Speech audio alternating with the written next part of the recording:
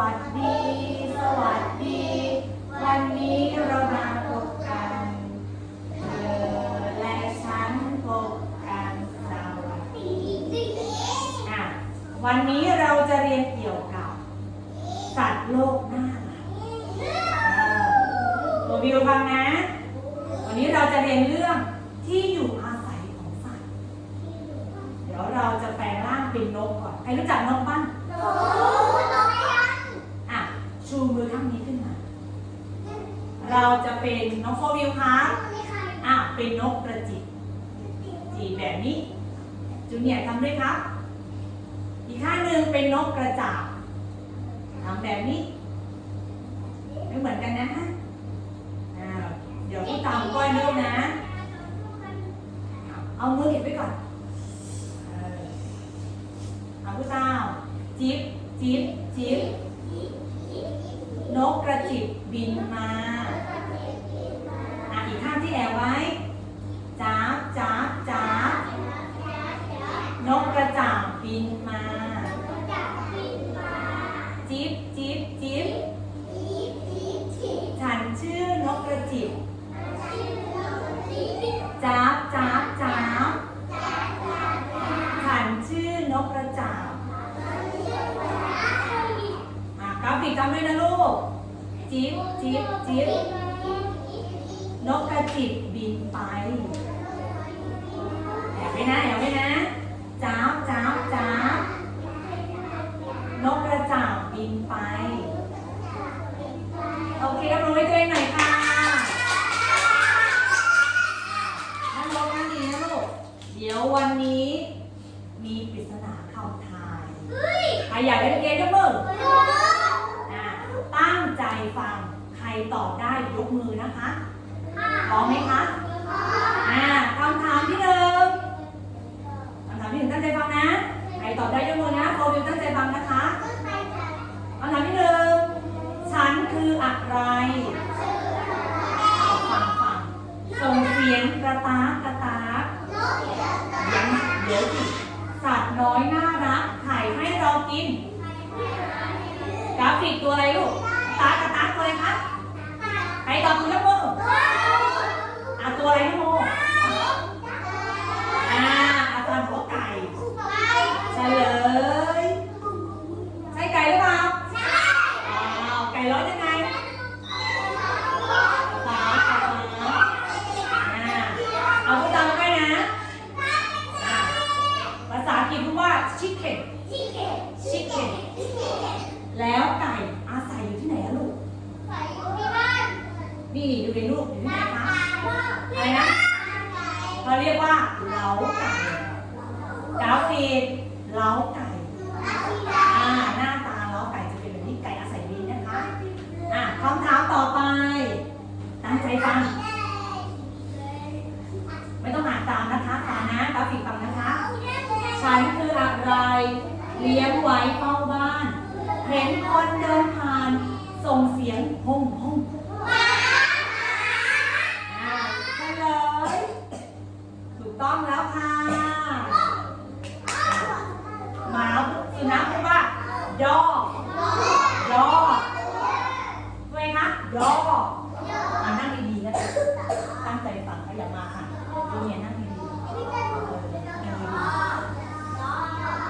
หมาอาศัยที่ไหนลูกน้องชายหมาอยู่ที่ไหนคะอยู่ในบ้านของหมานั่นเอง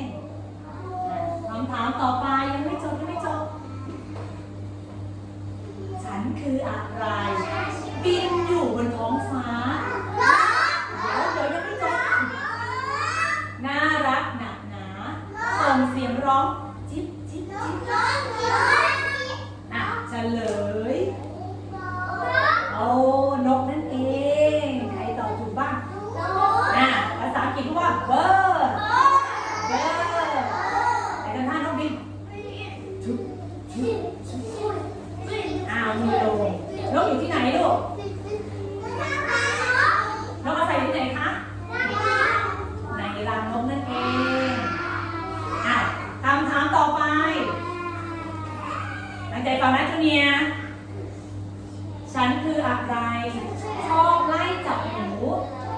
กินปลาทูร้องเหมียวเหมียวเอ้ยตัวอะไรโฟวิลฮะแมวใช่หรือเปล่าถูกต้องแล้วค่ะ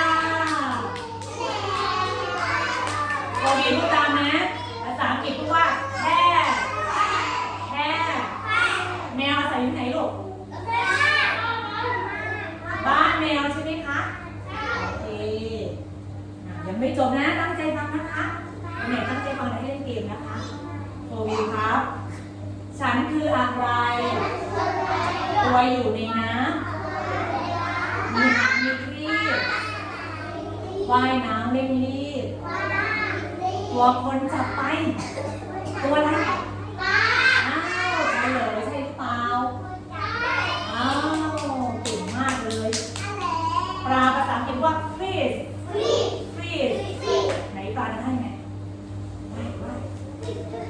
โอเคนั่งลงให้เรียบร้อยค่ะโฟวิลครับเด็กปลาใส่ไหนลูกนี่ไหนคะในน้ำกราฟิกปลาอยู่ไหนลูกอาศัยอยู่ในน้ำต่อไปเดี๋ยวก็ทำสุดท้ายแล้ว แต่ยังมีคนไม่น่ารักอยู่ตรงนี้คนไหนน่ารักได้เล่นเกมนะคะขอย้ายที่ด้านนี้ค่ะย้ายมาตรงนี้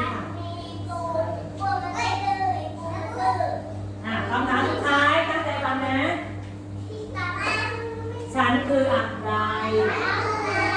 มีเขาสองข้างชอบกินใบหญ้าอยู่กลางทุ่งนาร้องโมโมโมเฉลยถูกต้องแล้วค่ะบอกภาษาอังกฤษว่าข้าววัวใส่ที่ไหนลูกกราฟิกที่ไหนอยู่ในคอกนี่คือคอกวัวนะคะเดี๋ยวถามก่อนเมื่อกี้เราดูภาพในปริศนาคำทายใช่ไหมถามนะสัตว์อะไรอาศัยอยู่ในเล้าตัวอะไรอยู่ในเล้าลูกนะโมชัดตัวอะไรอยู่ในเล้าลูกสัตว์อะไรอยู่ในเล้าไก่เก่งมากเลยน้องนายตัวอะไรอยู่ในคอกวัวตัวอะไรอยู่ในน้ำเก่งมากน้องชัดตัวอะไรอยู่ในบ้านมีหมากับอะไรที่อยู่ในบ้านตัวอะไรอยู่ในรังโอ้โหเดี๋ยวเอาพวกไม่ได้นอนเอาไปเล่นเกมที่ยังคะไปกันแล้วยกมือโอเคเอามือวางไว้ที่ตักท่านน่ารักเดี๋ยวใครน่ารักให้เล่นเกมต่อเด็กดูในภาพนี้มีที่อยู่อาศัยเยอะแยะเลยอาจารย์เดี๋ยวจะหลังไปที่นึงบังเพื่อนนะคะไปที่บังเพื่อนลูกไอ้ย่าเดี๋ยวหลังไปที่นึงบังเพื่อนน้องชายอยากเล่นไหมครับอยู่ที่ตักเรียบร้อยพร้อม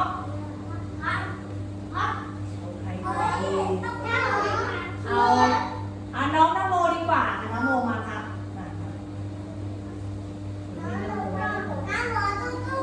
นโมได้ตัวอะไรคะเอาม้าอยู่ที่ไหนม้าอยู่ที่ไหนไปแปะเลยค่ะม้าอยู่ไหนเ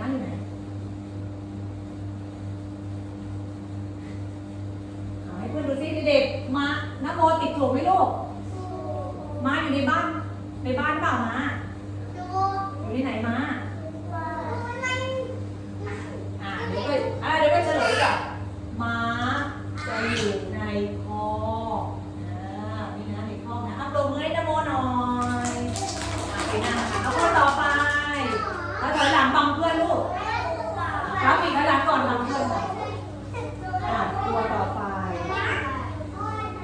เอย่ามาเอย่าตู้นะเอย่าตู้นะเอย่าตัวอะไรใส่เลยใส่ลงไปเลยค่ะไอ้ย่าบอกว่าเอาควายอยู่ในคอกถูกไหมลูกมาให้ย่าหน่อย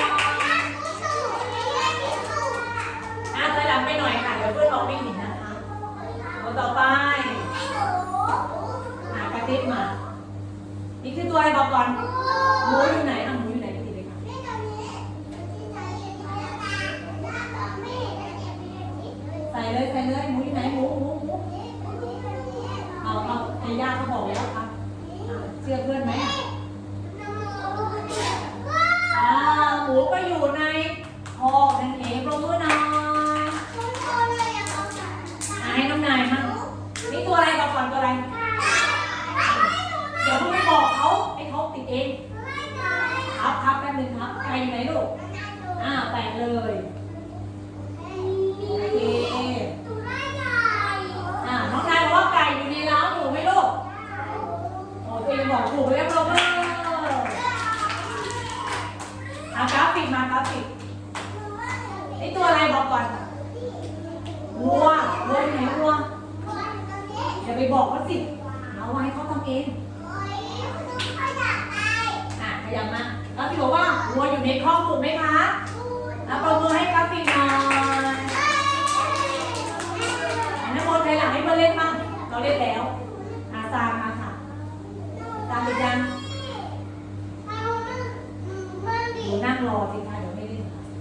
อาซาได้อะไรอาซาบอกว่าหมาอยู่ในบ้านถูกไหมคะถูกไหมปรบมือให้อาซาหน่อยถูกต้องเฟรมมาให้เฟรมมานี่ตัวอะไรบอกไปก่อนตาอยู่ไหนนะเดี๋ยวไปบอกเขาให้เขาทำเองถูกไหมคะถูกไหมแปะลูกแปะตัวไม่ต้องเป็นหน่อยน้องชัดมาไม่บังเพื่อนสิลูกอะไรปลาเหมือนกันปลาอยู่ไหนเนี่ยดูบรรยากาศหรือเปล่า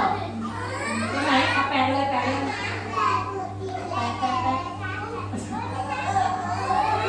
ม่จะไปบอกเขาสิแค่เลยโอเคมาโอเคตัวไม่ชัดหน่อยไปไหนแล้วโฟวิวตัวอะไรบอกไว้ก่อนเป็ดอยู่ไหนเป็ดทุกคนช่วยดูโฟวิวที่อยู่ไหนเป็ดอยู่ไหนเป็ดอยู่บ้านเหรอใช่ไหมครับเด็กโฟวิวบอกว่านั่งลงก่อนเดี๋ยวให้เล่นค่ะเป็ดอยู่ในบ้านถูกไหมลูกจริงๆแล้วเป็ดมันอยู่ในเว้าแล้วตัวหน่อยตัวต่อไปกราฟิกครับดูเพื่อนติดถูกไหมแปะเลยลูกติดใส่ที่ไหนลูก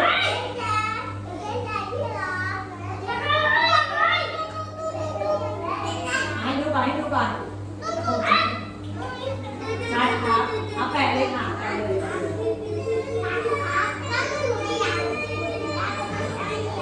ทุกคนดูปริ้งนะจูเนียร์ดูปริ้งนะปริ้งบอกว่านกอยู่ในบ้านถูกไหมลูกต้องอยู่ที่ไหนคะในคอกกับนกเลยนกอยู่ที่ไหนนกต้องอยู่ในรังนกนี่เองครับลงให้ปริ้งเลยค่ะจูเนียร์เต็มครับเอาแมวไหนแมวติดเลยทุกคนดูให้จูเนียร์หน่อยปี๊กจูเนียร์จิตถูกไหมแมวอยู่ในบ้านบอกไว้จูเนียร์เลยค่ะโอเคเรามาดูนะตัวอะไรอยู่ในรังลูกเมื่อกี้อะไรนะนกอยู่ในรังตัวอะไรอยู่ในเล้าไก่กับอะไรเป็ดปิ้งขาเนี่ยตัวอะไรอยู่ในคอกมีม้านั่งลงกับบางเพื่อนควายวัวแล้วก็หมูตัวอะไรอยู่ในบ้านแมวกับอะไรคะหมาตัวอะไรอยู่ในน้ำปลาปรบมือให้ตัวเองอีกรอบค่ะเก่งมากเลยใครอยากทำศิลปะแล้ว เดี๋ยววันนี้ให้เด็กทำตู้ปลาเองกราฟิกหน้านอน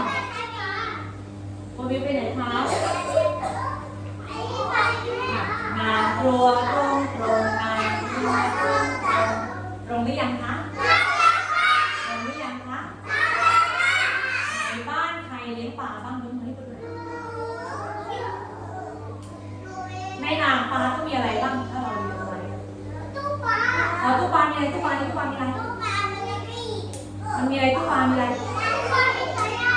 อ๋อกราฟิกครับตู้ปลามีสาหร่ายใช่ไหมเดี๋ยววันนี้จะพาเด็กทำข้าวปลาของตัวเองนะเดี๋ยวจะบอกว่าทำยังไงบ้างนี่คือตัวอย่างนะลูกนะให้น้ำเอาไว้แล้วจะมีกระดาษคนละ1 แผ่นเป็นกระดาษเป็นตู้ปลาของตัวเองนะคะกราฟิกดูนะครับจะให้เด็กฉีกกระดาษนี่นะคนละแผ่นเลยนะฉีกยังไงคัดดูฉีกยาวมาเลยน้องโมดูนะครับฉีกยาวนะกราฟิกครับฉีกยาวเลยนะครับชัดดูนะทีละชิ้นนะ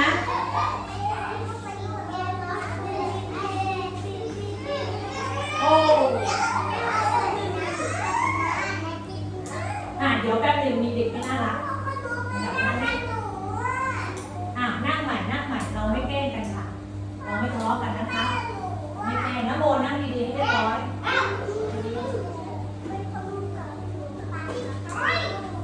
ทุกคนดูฉีกทีละชิ้น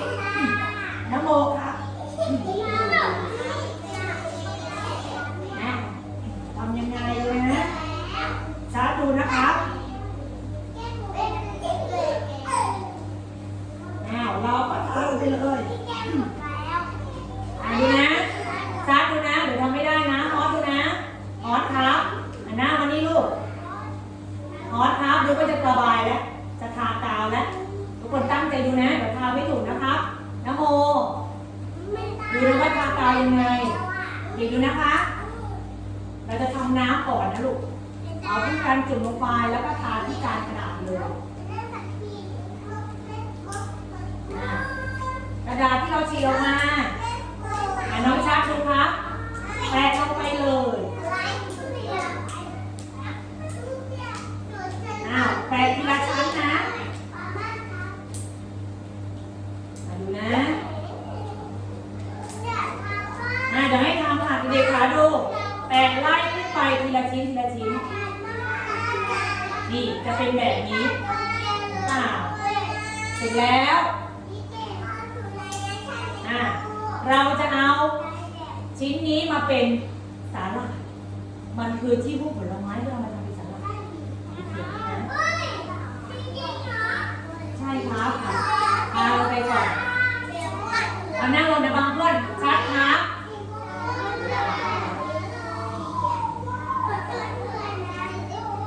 ใครอยากทำสวยๆดูเนี่ยตั้งใจดูนะ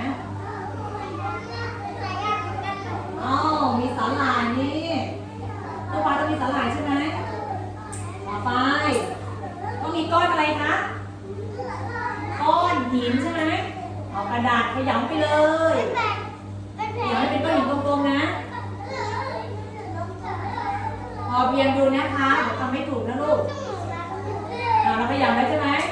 แตะลงไปเลยเราจะได้กี่ก้อนแล้วก็ทาไปขยำนะช้านี่ดูก้อนหินแล้วก็ขยำไปเลยต่อไปนี่ขาดอะไรอยู่ขาดปลาใช่ไหมนี่ก็มีปลาให้เยอะแยะเลยเราจะได้สีอันไหนแล้วก็เลือกปลาเดี๋ยวระบายปลาปลาว่ายน้ำอะไรนี้โอ้ก็อยากได้ปลาดาวด้วยได้ไหมคะมีปลาดาวนะติดตรงไหนก็ได้ปลาดาวแปะลงไปเลยโอ้ยังไม่หมดเราจะมีปลาการังอีกที่เป็นปลาการังตรงนี้สนใจมากเลยปลาการังเด็กนั่งลงลูกแล้วบนเพื่อนมองไม่เห็นเด็ก2 คุณนึงไม่เอาคุณนึงจะเล่นคุณจะทำคุณต้นมีปากการังสีอะไรบัวแปะลงไปอีกโอ้เพิ่มสีสันให้ตู้ปลาเราสวยงามกว่าเดิมครับ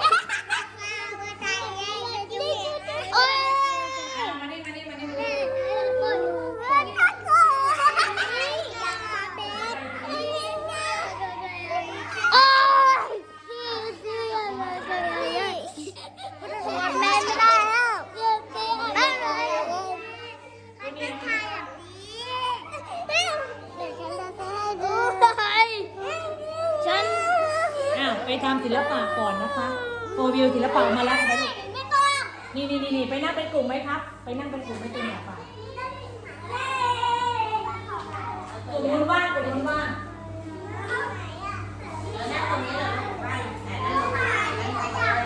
ฉีกกระดาษก่อนนะเป็นน้ำก่อนสีลายน้ำมองก็นั่งตรงนี้เลย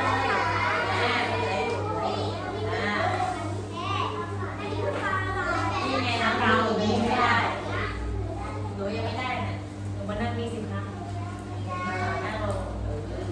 จานกระดาษยังไม่ได้เพื่อนหนูได้ยังหนูได้แล้วเริ่มฉีกกระดาษก่อนนะเด็กฉีกก่อนได้ยังครับไม่มีกระดาษ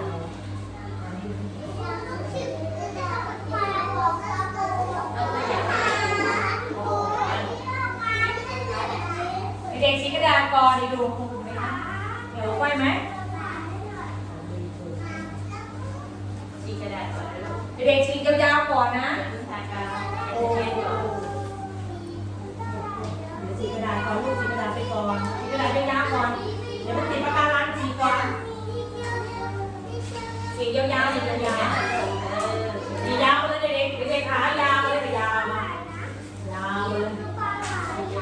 จะใหญ่จะเล็กแล้วแต่เราค่ะฉีกยาวไปลูกยาวปื้ดไปเลยไม่ต้องไปกลัวมันฉีกยาวๆไปเลยค่ะพี่โอเคนั่นแหละค่ะฉีกยาวๆเลยลูก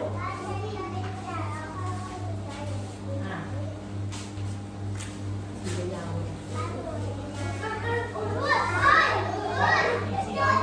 ฉีก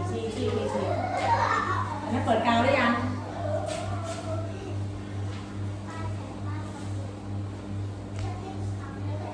ฮอตฉีกได้ไหมฮอตจะงง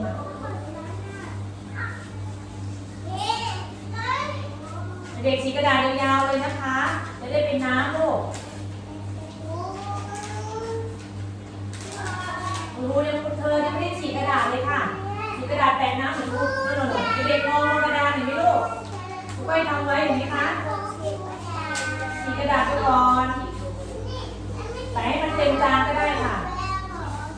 เราต้องแปะน้ำก่อนนะเรายังไม่มีน้ำนะคะเราต้องทำน้ำก่อนเอาแปะลงไปค่ะ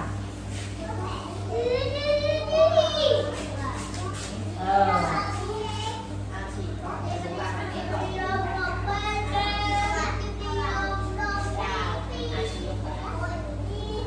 เต็มครับยาวเลยค่ะยาวเด็กฉีกยาวไปเลยเอาเลยเด็กฉีกสั้นฉีกยาวฉีกยาวลูกฉีกยาวนะคะนี่แปะนี่ก็ฉีกให้ได้แปะไปเลยเอาฮอตโอเคพอแล้วฉีกยาวแล้วแปะเลยค่ะเด็กๆทาให้เต็มจานกระดาษเลยนะคะเราจะได้แปะน้ำลงไปทาน้ำก่อน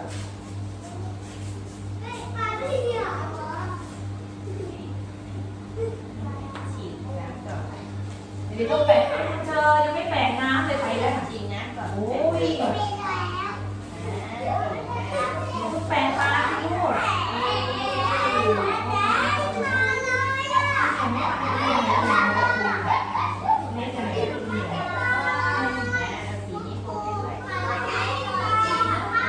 เด็กแปะเลยเด็กทากาวที่จะกระดาษก่อน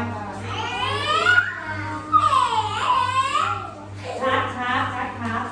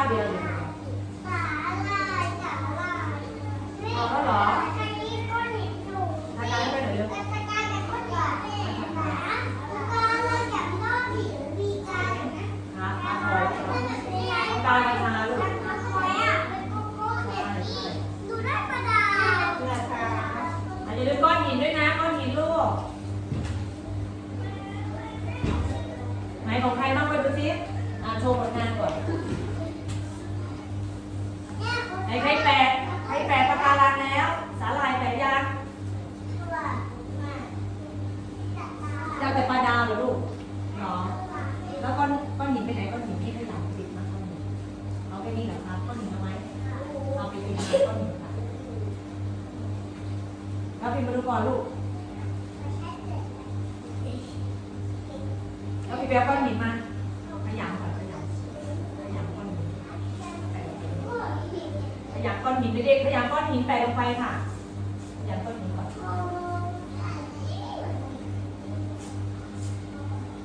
กราฟิกนั่งลงหาก้อนหินแล้วค่ะ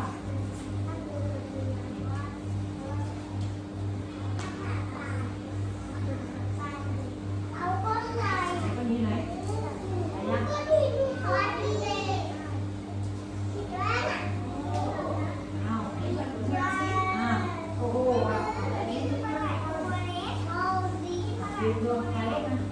ปแชร์แล้วก็ยิ้มอ๋อนี่เอาไปใส่ปากกาลังมายิ้มดูเด็กชอบยิ้มชอบโอเค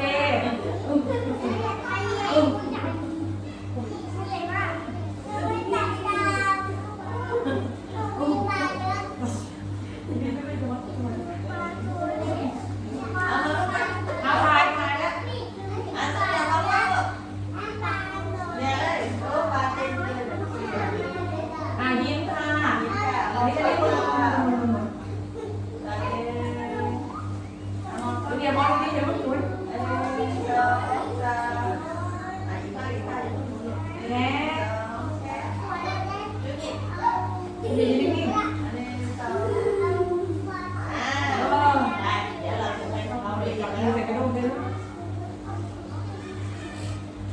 เด็กปลาต้องอยู่ในน้ำใช่ไหมลูกต้องแบ่งน้ำ